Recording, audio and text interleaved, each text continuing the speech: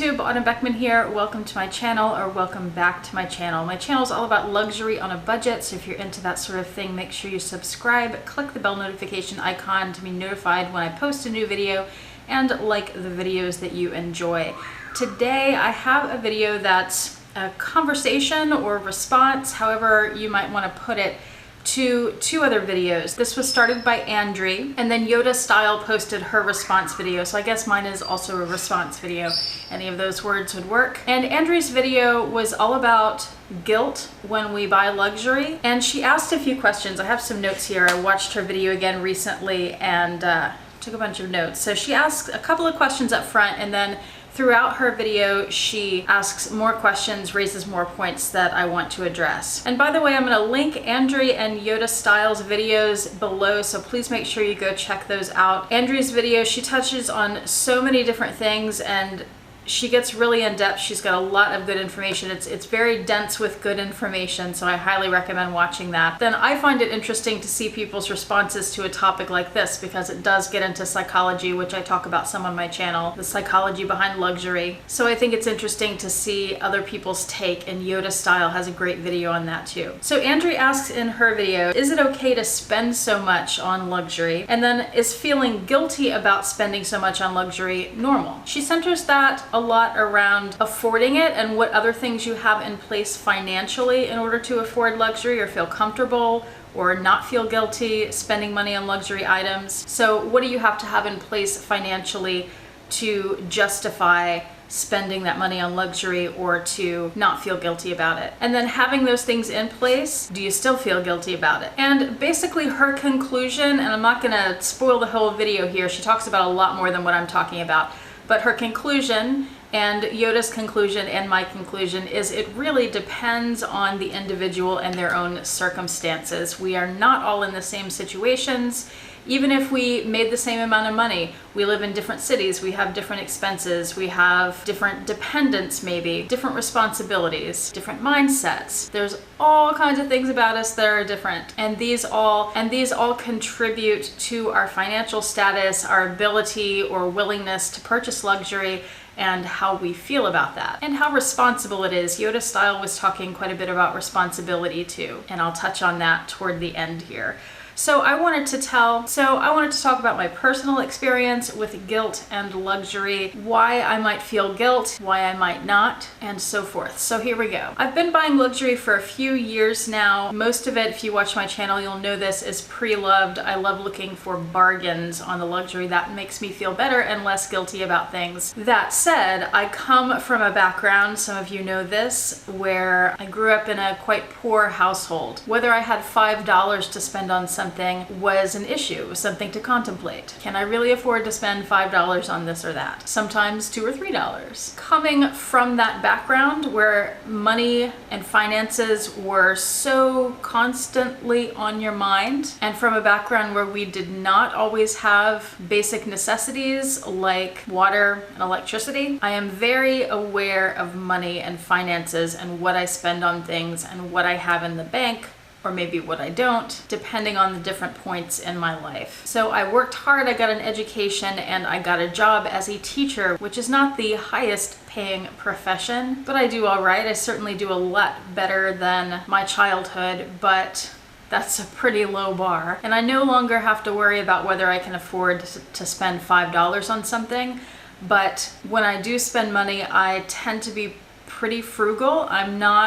I wouldn't describe myself as like a penny pincher where I worry about every little thing, but it is on my mind because of that background. And because of the work that I've done to have this career where I have a salaried job, I always know what to expect from my paychecks. I do budget. I have always had a budget, and I'm very good about sticking to that. Over the years that I have had this career, I have been able to get myself into a financial situation where I'm nowhere near wealthy, but I feel very comfortable in the position that I'm in. Again, especially coming from the background that I come from. People coming from different backgrounds where their families have had more money may not want to be in the situation that I'm in, but compared to where I come from, I feel very comfortable. I make enough money to pay rent in our apartment, which is a nice apartment in a nice neighborhood. I'm able to pay all my bills, not have to worry about whether I will be able to have water or electricity or groceries. I have health insurance. I pay into things like life insurance. I contribute a significant sum each month to retirement, and I'm building that up. I also have savings, and even after all that, I have some disposable income, and that's what I'm able to use for things like clothing every once in a while. I don't buy clothes very often, especially since I went more toward the capsule wardrobe route. But a lot of my money, a lot of my disposable income goes toward these luxury items. Part of that is because I don't have other obligations like children. Very expensive obligation right there. So my disposable income is mine to do with what I want, and I'm really not wanting for anything else. Over the years, I've been able to amass all the things that I need for my home, which mostly consists of kitchen items. And now I'm fortunate enough to be in a place where, again, I'm comfortable and I have this extra money that I can spend on luxury. Does that mean that I'm always comfortable spending that extra money on luxury and I never feel guilt about it? No, it does not. That very keen awareness of money and how much I'm spending sticks with me for sure. And it's rare that I don't question a decision about whether I should be spending money on this or that, whether it's luxury or whether it's a regular pair of shoes, like not a luxury pair of shoes, or something off Amazon. I mean, it could be a $10 item, and it's not that I have to question whether or not I can afford the $10 item. It's more, should I really buy that? Do I really need it? Is it really worth spending my money on? Could that money be spent better elsewhere? And since I started buying luxury and putting a good amount of money toward that, because it's so expensive, a question I often have for myself when I'm buying other things like $10 Amazon stuff is, would I rather have that, or would I rather put that $10 toward an SLG or a handbag? And often the answer is I'd rather have the luxury item. So there's not a lot of other things that I buy besides luxury. Again, partly because I pretty much already have everything else that I need or want. When I bought my first luxury piece, which was the Louis Vuitton Trevi GM, it was a $1,400 bag. I had never spent over, I don't know, $100 or $200. I might not have even spent that much on a bag before. So jumping from that to $1,400 was quite a jump. But the thing that allowed me to justify that purchase, not being wealthy, and make me feel not too guilty about it, and I've said this before on my channel, is that I started watching YouTube videos and I started learning that with some brands like Louis Vuitton, Chanel, Hermes, a lot of the items that they sell tend to hold their value. So I was able to justify that by saying, well, I could spend $1,400 on this bag that I really love and have wanted for a few years, but if I get it and I regret it, or if I get it and I need the money back for some reason, there's some emergency and I have to have it back, I can sell the item and get that value back, or maybe a little less, sometimes a little more, depending on the item. And that was like light bulbs in my head, like green light, you can start buying luxury. But you have to be smart about it. And that's where I get into the luxury on a budget, because just about all the luxury pieces I have are pre-loved, like I said, and I feel like I get bargains on them. I'm very careful not to overpay for things. One of the reasons I don't buy new very often is because at the new price, a lot of things do tend to lose a little value on the pre-loved market. There are some that don't. There are some that hold their value, and even the value will go up and even increase in value, but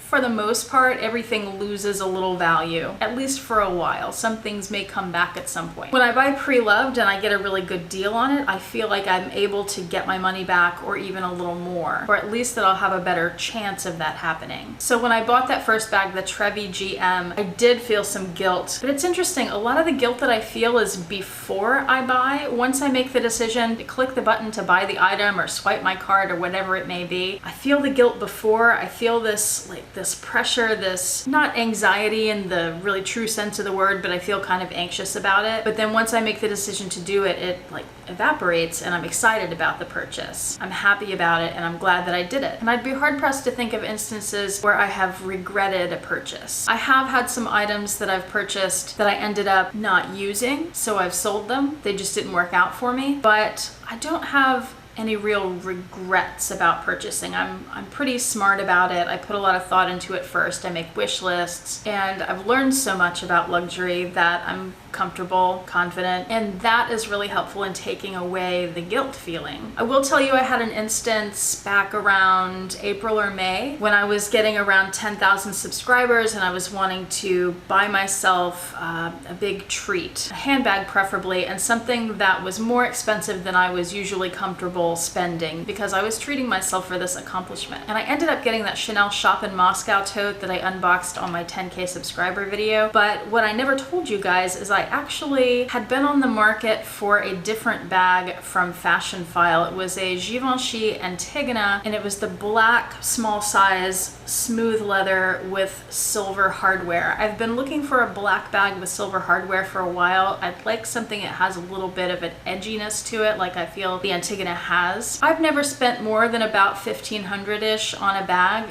This Antigona was in brand new condition. I think it still had the little blue stickers on the hardware. And I think those bags go for about $2,500 brand new, but I had done the research and figured out that they lose quite a bit of value, so I didn't want to buy it brand new, but I still wanted it to be in excellent condition, and this one was. So I actually purchased this bag from Fashionphile, and it was expensive. It was $2,200 or $2,300, so it was still fairly close to retail, but I was saving a few hundred. Plus, if I'd paid retail, you would have added taxes on, it would have been more like $2,800. So I was saving a good amount of money there. But after I purchased the bag, before I received it, I didn't feel right about it. There was something about that purchase that just didn't sit well for me, and I ended up canceling the order. I think when it came down to it, the problem that I had was that I was spending that much money on a brand that wasn't one of the top three, that I wasn't so confident that it would hold its value, like Vuitton, Chanel, and Hermes tend to. So I decided if I wanted to get an Antigona, I needed to find something closer to $1,500 maybe. I'm really glad that I didn't make that purchase because a few months later now, I don't really want that bag anymore. I've been able to see them in person a few times, and there are a few things about them that I feel like wouldn't quite be right.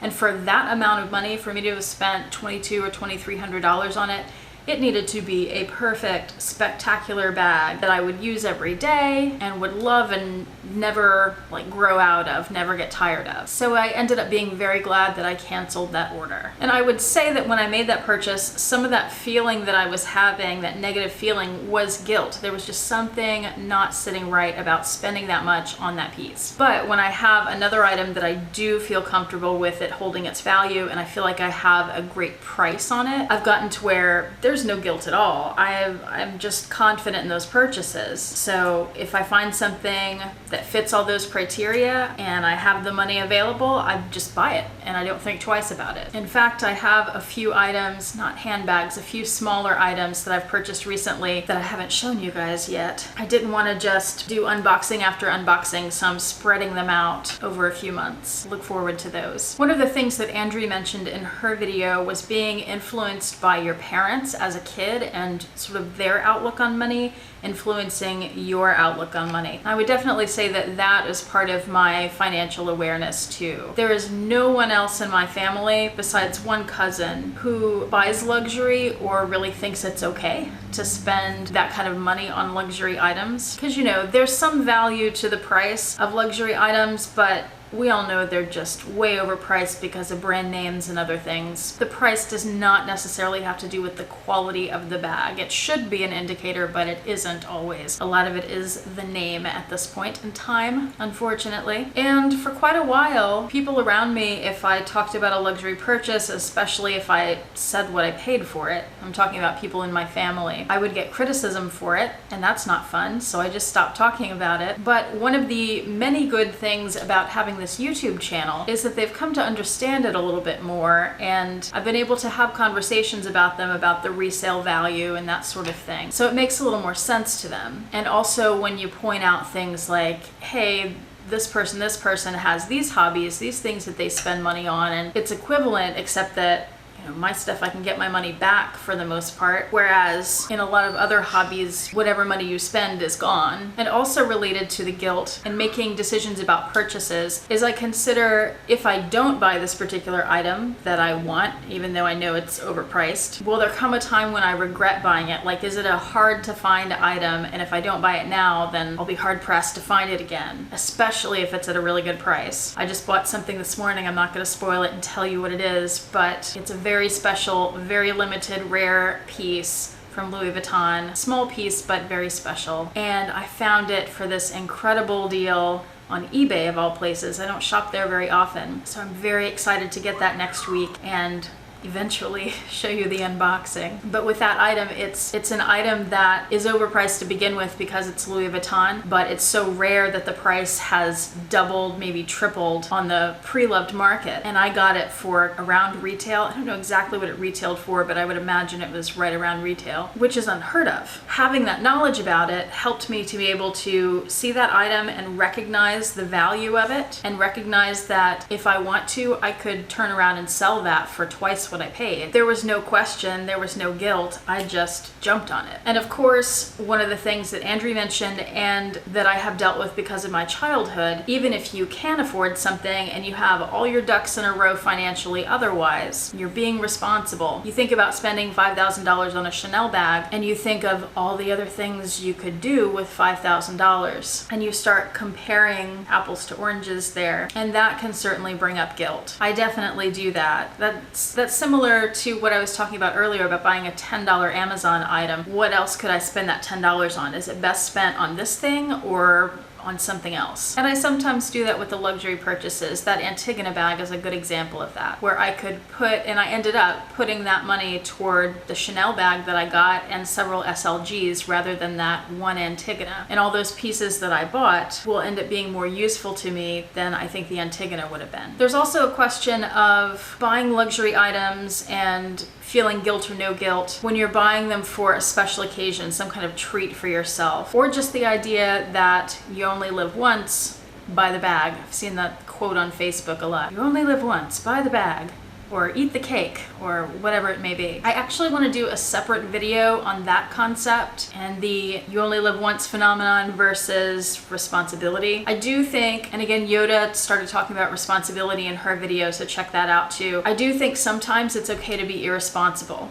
But this is weird in a responsible way. So like with that Antigona, I wanted to spend more than I'm usually comfortable spending. I ended up not being comfortable with that, but for a time I was willing to do it. I have my 40th birthday coming up. I have in mind for that a particular bag. I don't want to spoil it, but it is quite a bit more than I've ever paid for a bag before. It is one that I would be comfortable spending that amount of money on because it would hold its value, maybe even increase in value. But we'll see if I end up deciding to get it. This is one where I have that dilemma of, boy, that's a lot of money, and I would like to treat myself to that because it's not the kind of thing that I would buy all the time or spend that much money on. But on the other hand, think of all the other things I could do with those thousands and thousands of dollars. So that is a dilemma for sure. As Yoda Style says in her video, this is not a tag, this idea of guilt surrounding luxury purchases, but Andrew wanted to hear Yoda's point of view. I think it's a fantastic conversation because I know a lot of people deal with this guilt. Is it normal? I didn't answer that. Yes, it's absolutely normal to feel guilty about that because most of us are not raised in situations or currently in situations where that kind of spending is normal. And we tend to be taught to be more responsible. I think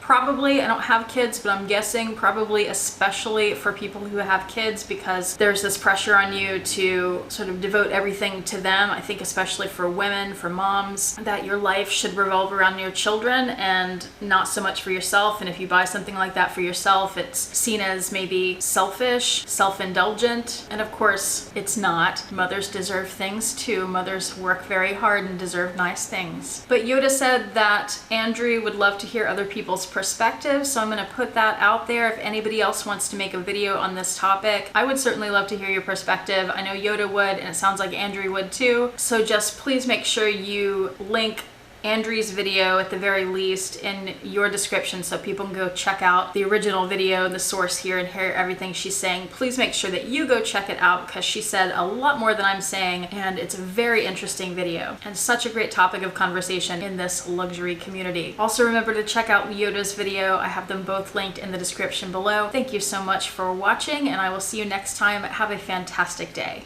Bye.